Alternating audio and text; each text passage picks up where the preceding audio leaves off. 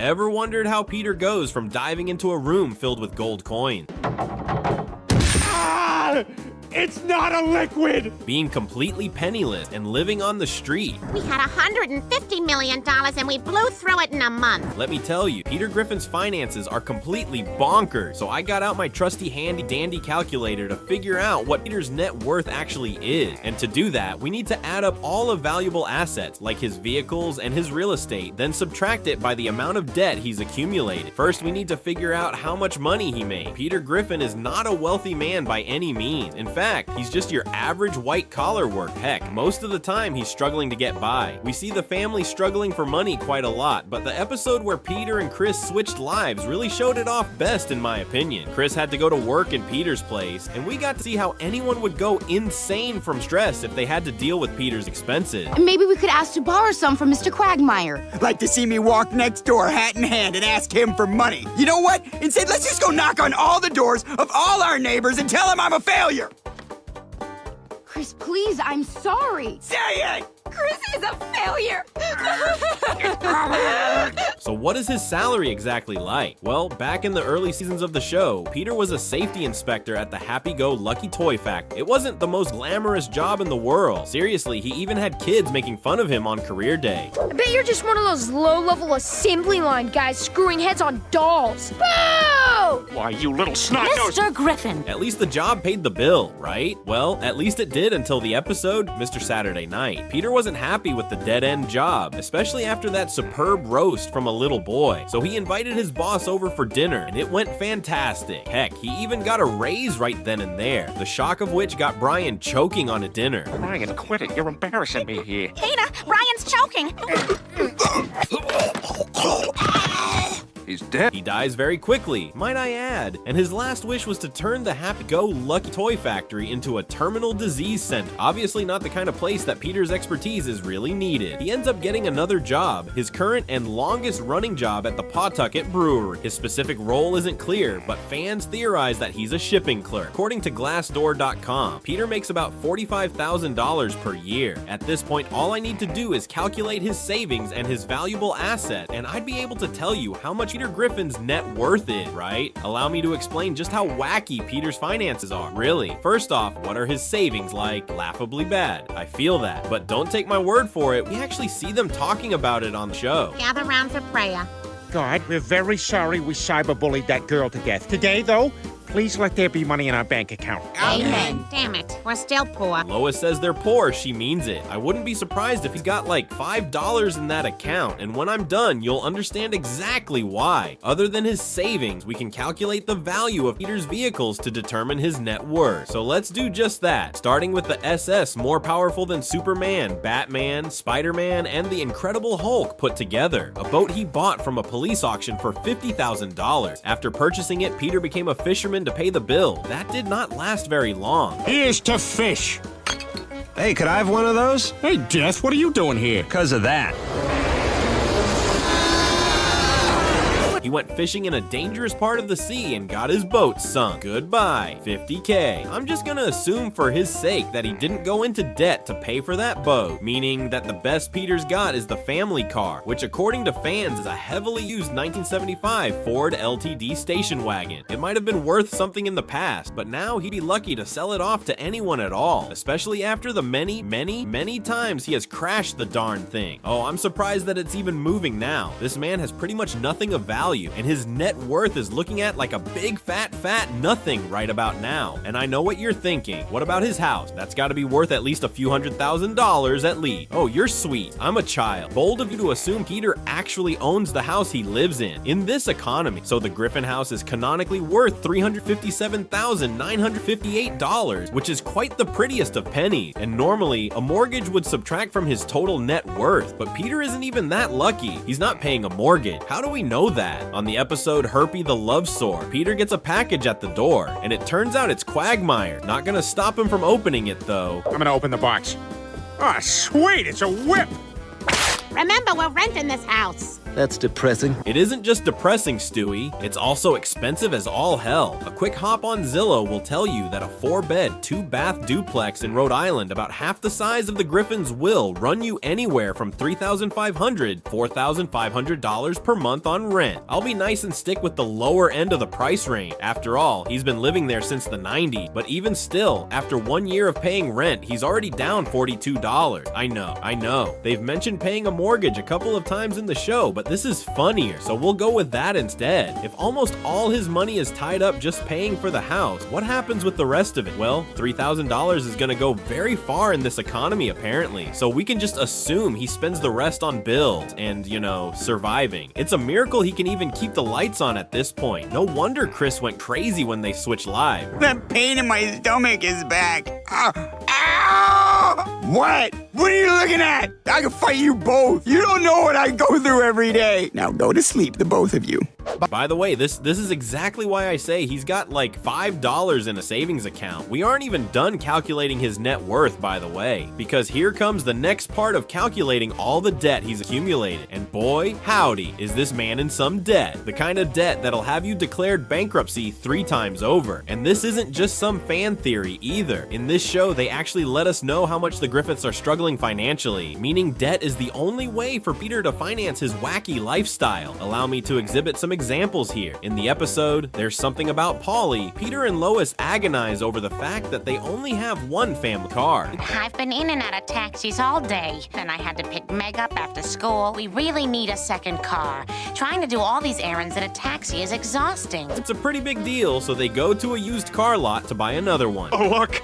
Oh, aren't you beautiful? Yeah, you like that, don't you? You're a bad little car. What's that? You want me inside you? You could, but yeah, it turns out you can harass a car. There's just one problem though. Peter picked the worst car in the lot. Peter, this car has dents in it. And look, there's no engine. But it only had one previous owner, James Bond. I wasn't kidding when I said this is the worst car. Heck, it might just be the worst used car ever sold. You can see the buyer's remorse coming from a mile away. See what this baby can do, huh? Well, I'm sure the dealer will take care of it.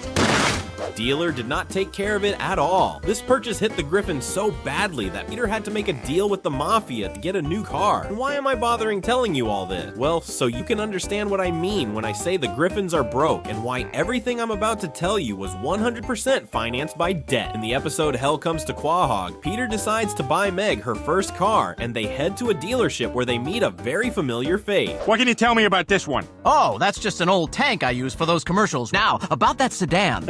Yeah, hang on there, Slick. You dangle this tank in front of me and expect me to walk away. Now I demand you tell me more about this tank. They can barely afford a crap used car, but Peter's out here eyeing a tank. Absurd? Yes. Idiotic? Yes. Within his budget number, but that ain't gonna stop him. What are the tank's safety features? 3 inches of reinforced steel protects your daughter from short-range missile attacks. These are the questions. This is why I'm here. This is a 30-ton war machine. Still not sure. Did I mention the tank is a tank? Sold. This isn't just some prop either. It's a genuine M24 Chaffee with a working engine and main gun, easily worth about $400,000. So why didn't I count it when calculating his assets? Because the dumbass frickin' loses it. Owning a tank gets to his head, and he really gets reckless with it, even running down the neighborhood's cop. Joe, my God, what happened? I don't know where you got that thing, but I'm impounding it. You look like a half-empty toothpaste. That's $400,000 gone like the wind. I'm gonna have to start a count for all the debt he owes because this is just the beginning. Another vehicle I can't add to his assets is the food truck he bought in the episode Saturated Fat Guy. He called it Eat My Junk because he wanted to sell junk food and eat it as well. I can't believe you'd buy a food truck. What are you even selling? Mostly hamburgers where the buns is jelly donuts. Basically the most unhealthy food known to man. Now obviously owning and running a food truck is not cheap, but he could easily recoup his losses. But this is Peter we're talking about. That ain't gonna happen. See, Lois ain't happy with Peter's unhealthy lifestyle and banishes him from the house. So he starts living in the truck and eating all his merchandise. And I do mean all of it. He got so fat they had to rip off the top of his truck just to get him out. Hey, Lois, guess you must be happy. It's every girl's dream to have a husband hoisted out of a food truck in a horse harness. I'm a big tub of lard, and you You have every reason to be ashamed. Yeah, I think it's safe to say that Peter took another massive loss on that truck. According to the internet, it cost about $141,000 to buy and operate a food truck, and Peter's truck is severely damaged, absolutely destroying any resale value. We're just gonna add that to his debt. Now let's have a quick rundown of the many wacky and insanely expensive things Peter Griffin has purchased over the year. First, of course, we have to lead with the Peter Copter. To the Peter Copter!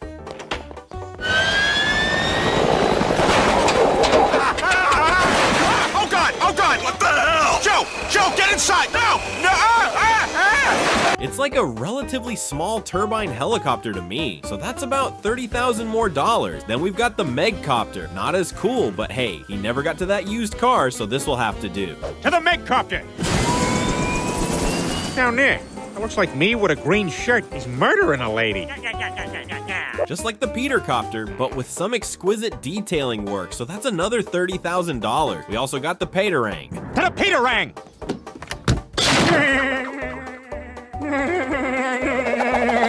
I was at the hospital for a brief moment. Don't ask me how much it costs to design, build, and install a giant boomerang capable of propelling an overweight man across town. We're just gonna add another $30 to that. And of course, the Hinden Peter. To the Hinden Peter!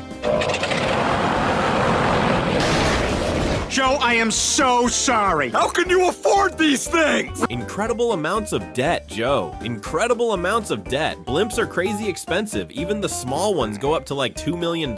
Yeah, we're just gonna add that to his debt. But I think my favorite insane purchase is the time he got the Statue of Liberty's foot. All right, back it up, guys. I know you have a foot fetish, so I got you the Statue of Liberty's foot. Jones all the foot I need now. Quagmire, that's the real foot from the Statue of Liberty. No, I'm okay. See, Quagmire was getting married, and he was quitting his old perverted ways, so his friends decided to stop him from going through with it, and that meant pulling out all the stops. Do you have any idea what I went through to get this? Oh, here comes Peter with the Statue of Liberty's foot. Oh, isn't that a gas? Now, this cost me $437,000. Don't ask me how I got it. So the very least you can do is just rub up against, I don't know. $437,000 just to stop a wedding. I think it's been fairly well established now that Peter is very bad with money, but would you believe me if I told you that this wasn't even the most recklessly expensive thing he's ever bought? You probably would, because there was this time he set up an entire space shuttle launch on his own lawn. Peter, what the hell is that? A space shuttle, Lois. With unlimited free gas, I can finally afford to go into space. But every time you seem to be in some ridiculous vehicle you've inexplicably acquired. Say own lawn like he owns it. He tells Lois he got the shuttle at a NASA auction for next time nothing, because it has mechanical issues, but I think he's lying. Not only did it work, take him to space for 3 days, this shuttle is capable of re-entry with no issue. Mechanical issue, my ass. I don't know how he pulled it off, but somehow he acquired a $500 million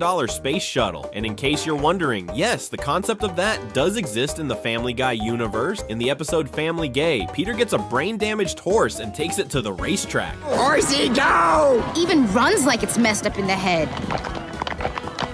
Obviously, that horse shouldn't be anywhere near a racetrack. It veers off and gets into the stands, doing some major damage. I think someone died even. The internet leaves the Griffins in an even worse financial situation, of course. $100,000 worth of damage. Look, can we not talk about the horse, please? It's gone. It suffered a fatal heart attack, and I disposed of it properly. Just gonna add that $100K to the debt pile. Now, there are a few theories about how Peter's able to afford all this. Some say it's because he married money, seeing as long as his family is incredibly rich, he can afford to buy all these things, but I disagree. Like you see in any episode with Carter Petersmith, and then you know there's no way in hell that dude would ever willingly fund any of Peter's wacky hijinks. So let me present my own theory. I think he's able to do all this thanks to the insanely high credit limit the banks give him. But why, I hear you asking? Would they let Peter Griffin spend $437,000 on the Statue of Liberty's foot, you may ask? Well, that's because he's the son-in-law of one of the richest people in Rhode Island, married to the sole heir to the Peter Smith forge. Convincing banks to give him an insanely high credit limit is actually quite doable. The real answer is that Family Guy is just a comedy cartoon divorced from all reality. They actually tell us how all this works in the episode Farmer Guy. Peter wants to move his family to somewhere wholesome and he wants to buy a farm, but farms aren't exactly cheap now, are they? So we get this exchange. Well, the going rate for my farm is $875,000. Nobody called ahead?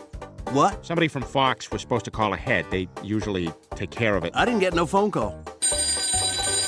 Yes, that'll be fine.